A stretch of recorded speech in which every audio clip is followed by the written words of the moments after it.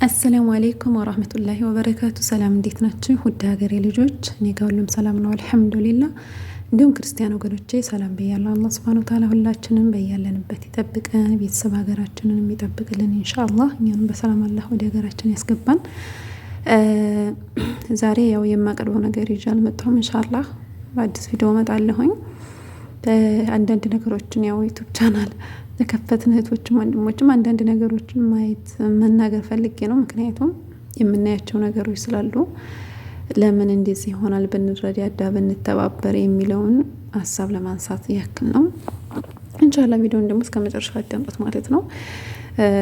ያው ስደት ላይ ያለን በሳውዲም ሆነ በዱባይ በኳተርም ሆነ በኩዌትም ሆነ በቤሩት ያለን ኢትዮጵያውያኖች እንደዚህ ሚዲያ ላይ ወጥተን ለመስራት ምናምን የሚፋውን ብዙ ቦታ ይባላል። ለምን ነው ምናምን እንደዚህ የምትሰሩት ምናምን ይባላል ማለት ነው። እውነቱን ለመናገር ከሞላለት አንድ ሰው ካለው አንድ ሰው ማለት ማንኛውም ሴት የቤት እመቤት ሆና ተከብራ መኖር ትፈልጋለች። በቃ ወንድ ልጅ የውጩን ያመጣል፣ እሷ ደግሞ የልጆቿ እናት የባሏ ሚስት ሆና የቤት እመቤት ሆና ቤቷን አስከብራ ቤት ያፈራውን ሰራርታ መቀመጥ ትፈልጋለች። ግን ደግሞ ይሄን የሚያደርግ ወንድ አለ እንዴ? ነው አለ እንዴ? አድርጎ የሚያኖር ወንድ አለ ወይ ነው ጥያቄው እዚህ ጋር ማለት ነው። አልሞህም ያው ስደት ላይ ሆነን ስንኖር ሁላችሁም እንደምታውቁት ለራሳችን የምንኖረው ጊዜ አለን ወይ? ለራሳችን ማለት ይሄ መኖር ያሉት ነገር መሄድ ያሉት መሄድ ነው ወይ? ምን እየረገብ እንደሚባለው ማለት ነው። እና አሁን ማንኛውም ስደት ላይ ያለ ሴት የሆነ ህመም ሊያማት ይችላል ምናምን ነገር፣ ግን ኢትዮጵያ የሆነ ነገር አለ ከተባለ የኔ ይደርሳል ብላ አስቀድማ ለሀገር የምትልክ ናት። በጓደኛም በሁሉም የምናየውና የምንሰማው ስለሆነ ማለት ነው። ያውም ደግሞ ያው እዚህ ሆና ትሰራለች። ወደፊትም ደግሞ መቼም እድሜ ልካችን ስደት ላይ አንኖርም። ወይ ህገ ወጦችም ከሆነ የአንድ ቀን ፖሊስ ይዞን እንገባለን፣ ወይም ደግሞ የሆነ በሆነ ምክንያት እንገባለን። በዛ ሰዓት ደግሞ ያው ህይወት ሳውዲ ላይ ብቻ አያቆምም ወይ ዱባይ ላይ አያቆምም። ኢትዮጵያ ምዶ ህይወት ይቀጥላል ማለት ነው። ስለዚህ ምንን መረጥን? ያው ቻናል ከፍተን እዚህ ስራችንንም የማዲያምን ስራ ሳናጎል እየሰራን በጎን ደግሞ ዩቲዩባችንን እያንቀሳቀስን ቢያንስ የተወሰነ መንገድ እንኳን ብንሄድ፣ ኢትዮጵያ ስንሄድ ደግሞ ያው ንግድም በአሁኑ ሰዓት ታውቃላችሁ፣ ሁሉም ነገር በኦንላይን ነው። ማንኛውም ነገር በኦንላይን ነው እየተሰራ ያለውና ስለዚህ ዩቲዩብ ቻናሉ ቢሰራ እዛ ሄዳ ትሰራበታለች ማለት ነው። ኢትዮጵያ ላይ እንደምታዩት አሁን ላይ ሁሉም ነገር ተቀያይሯል ማለት ነው። አላህ ያስተካክለው እንጂ ማለት ነው። እና ሁሉም ነገር ላይ ሴት ሆነች አሳቢዋ ማለት ነው። የሁሉም ነገር ተሸካሚ ሴት ሆነች። እንዲያው ከባድ ነው እውነቱን ለመናገር ማለት ነው። አሁን አንድ ሴት ልጅ ስትገባ ያው ወንድ ልጅ ያለውን ነገር ሊያመጣላት፣ እሷ ደግሞ ቤት ያፈራውን ሰርታ ለልጆቿ እናት ለባሏ ሚስቱና ቤቷን አሟሙቃ እሱ ከውጭ ሲመጣ ከስራ ሲመጣ ከይ ቦታ ሲመጣ በሯን ከፍታ አጫጭ ሳሙን ብላ ያው እንደ ሴቱና ልጠብቀው ነው እንጂ በየቦታው ዛሬ ይሄንን መስራት አለብኝ ነገ ይሄንን መስራት አለብኝ አልኩ አሳቢት እሷ ናት። በቃ እዚህ ሆና ቤት ቦታ ለግዛ ትላለች፣ ትገዛለች፣ ቤት ትሰራለች። ያ ሁሉ ቤት ስትሰሩ የሰራ ሰው ታውቁታላችሁ፣ ውጣ ውረድ ያለው ስንት ነገር አለው። እንደገና ደግሞ ከተሰራ በኋላ እነ ኮርኒስ እነ ጅብሰም አሉ። ያንን እሷ ናት አሳቢዋ።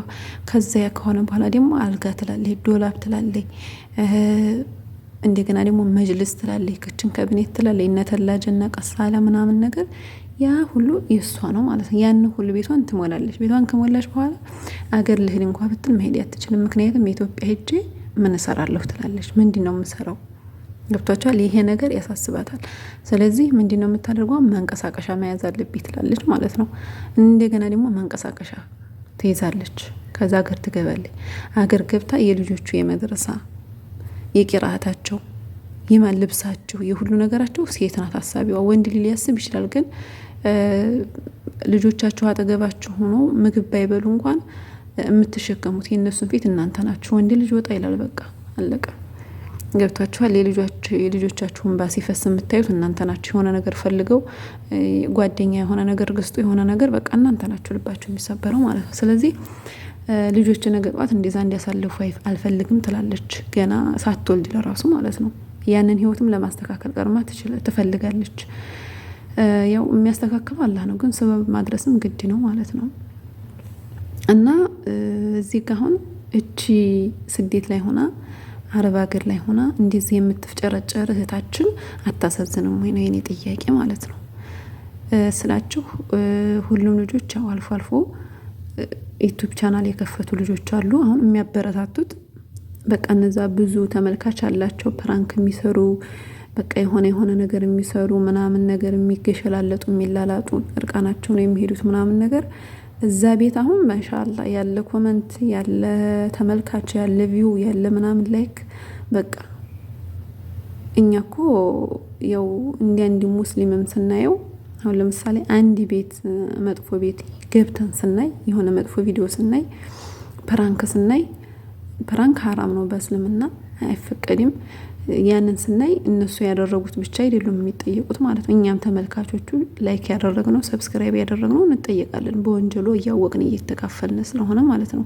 ይሄ የሰው ፍላጎት ነው። እኔ ምንም እያልኩኝ አይደለም። ግን አንድ መጥፎ ነገር እኛ ስናራምድ ያው የመጥፎው ነገር ተካፋዮች መሆን እንዳለብን ግልጽ ነው ማለት ነው። አንድ ወንድሞችም አሉ ደግሞ መሻላ ዲንን ግትር ብለው ዲን የሚያስተምሩ ምናምን ቤታቸው ስትገቡ ሀታ ኡስታዞች ምናምን ቤታቸው ስትገቡ ምንም ተመልካች የለ ምን የለ ላይክ የለ ምን የለ። ምክንያቱም እነሱ የሚያስተምሩት ዲን ነው የሚያስተምሩት። እንደው ዲኑ እንኳን ቀርቶ የሆነ ለህይወት የሚጠቅም ዝም ብሎ ሳይንሳዊ የሆነ ነገር የሚያስተምር ሰው በቃ ቪው የለውም ማለት ነው። ምክንያቱም ሰው የሚያየው በቃ ማባረፍ የኔ ቅንጭላታችንን እያታለልን ይሆን አላውቅም። ይሄን ጨዋታውኑ ምናምን ፕራንኩን ምናምን ነው ሰው የሚመለከተው ማለት ነው በየቦታው ሳይ ማለት ነው። ስለዚህ አንዳንድ እህቶች አዲስ ዩቲዩብ የከፈቱ አሉ። የአረብ ሽንት ቤት እያጠቡ የማዲያም ስራ እየሰሩ ጎን በጎን ነገ ኢትዮጵያ ሄጄ መስራት አለብኝ መለወጥ አለብኝ። የሳውዲ በየወሩ የሚከፈለን ደመወዝ ሲያልቅ የግድ ደግሞ ኢትዮጵያ ሄደን ህይወትን መቀጠል አለብን። እዚህ ሁነን ቤተሰብ ስንረዳ ያንን ስናደርግ ምናምን አለ። ኢትዮጵያ ሄደሽ ወላጆችሽን መንከባከብ አለብሽ። ገብቶሻል አይደለ? ስለዚህ ሀገር ሄዳ አይችል መስራት አለባት። ያንን ስታስብ ደግሞ ለምን ይሄን ነገር ከፍቼ ሀገርም ሄጄ እንዲሰራ አልንቀሳቀስም በሚለው ቻናል ተከፍታለች ማለት ነው። እናንተ ደግሞ ያው ዩቲዩብ ላይ ገብታችሁ እች ልጅ ቤቷን አያችሁት፣ መጥፎ ነገር የለውም፣ አዲስ ጀማሪ ናት።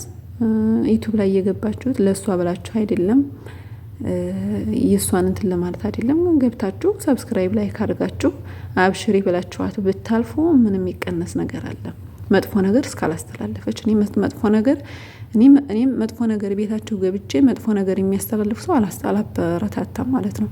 ግን ጥሩ ነገር የሚያስተላልፉ አተለው ዲን እንኳን ባይሆን ለሰው ልጅ ምክር የሚጠቅም ነገር ከሆነ አበረታታቸዋለሁ። ምክንያቱም በዛ በምክራቸው እኛ ልንመከር እንችላለን ማለት ነው። ፕራንክ ካልሆነ ምን ካላለ እንደዚህ ነገ ጧት አላፊት የማያስጠይቀኝ ከሆነ ምን ችግር አለው? እኔ ሰብስክራይብ አድርጊያት ላይክ አድርጊያት አብሽሪ ብዬ ባልፍ ምን ችግር አለው? ምክንያቱም ለእሷ ብዬ ዳታ አልሞላሁም፣ ለእሷ ብዬ ዩቱብ ላይ አልገባሁም። ምን ችግር አለው? ስለዚህ አዲስ ጀማሪዎችን ብናበረታታ ምን ችግር አለው? ያው ሁላችንም የስደትን ህይወት እየኖርነው ነው እያየነው ነው ማለት ነው። አንዲት እህት ከስደት ኢትዮጵያ ሄዳ ከስደት ተላቃ ሰላማዊ ህይወት ብትኖር የሚያስከፋው ሰው ያለ አይመስለኝም። ማለት አንዲት የስደት እህታችሁ ከማዲያም ቤት ወጣ ኢትዮጵያ ገብታ በቃ የራሷን ህይወት ቤት ባፈራው ለምን አንድ ክፍል ቤት አይሆንም? እዛ በቃ ሰው ከሚያዛት በራሷ ለምን አንዲት ኮንቲነር አትሆንም? እየሰራች ብትኖር አያስደስታችሁም ለእናንተ? ዛሬም ነይ ቶሎ ውጭ ውረጭ፣ ይሄን አምጪ፣ ይሄን ስሪ። ገና የ2 የ3 አመት ልጅ የ5 አመት ልጅ ከፍ ዝቅ እያረጋት እየሰደባት ይሄን አታመጭም አንቺ ምን ትሰሪያለሽ ምናምን እየተባለች የምትኖረው ታችሁ አገር ላይ ገብታ የራሷን ነገር እየሰራይ ብታዋት ደስ አይላችሁም? ስለዚህ ለምን አታበረታቱም? አዲስ ጀማሪዎችን አብሽሪ ምናምን ብላችሁ ላይክ አድርጋችሁ ሰብስክራይብ አድርጋችሁ፣ ምክንያቱም ያችም ሌላ ሰው ታበረታታለች። ገብቷችኋል አይደለ? እና መልካም ነገር እናድርግ። የሰው ልጅ ገንዘብ አውጥቶ ስለሰጠ ምናምን ነገር አይደለም። በጥሩ ምክር መልካም ነገር አለ፣ በጥሩ ሀሳብ። ገብቷችኋል? ስለዚህ እንረዳዳ፣ አዲስ ጀማሪዎችን እናበረታታ ነው የምላችሁ። ኢንሻአላህ ቪዲዮ ላይክ፣ ሼር፣ ሰብስክራይብ አድርጉ። ሰላም አለይኩም ወራህመቱላሂ